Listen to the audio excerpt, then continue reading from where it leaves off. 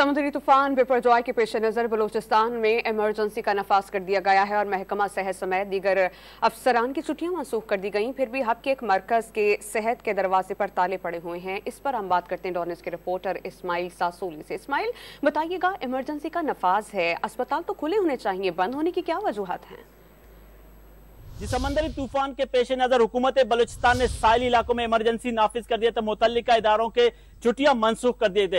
इस वक्त मैं मौजूद हूँ गडानी के साहिली इलाके में, जहां पे BHU है, एक ही हॉस्पिटल है, इमरजेंसी नाफिज है। यहाँ कहा जाता है कि डॉक्टर्स की छुट्टियां मनसूख है, मगर यहाँ पे मामला बरक से। मैं अपने कैमरामैन से कहूंगा आपको दिखाएं, ये हॉस्पिटल है, ये गडानी का वाहिद हॉस्पिटल जिस इलाके में हुकूमत बलूचिस्तान ने इमरजेंसी नाफिज किया। यह ताले लगे हुए हैं और हमने चौकीदार से जब बात की, चौकीदार ने बताया कि यहाँ डॉक्टर साहब मौजूद नहीं है, अगर कोई इमरजेंसी में मरीज आएंगे तो उन्हें कॉल करके बुलाया जाता है।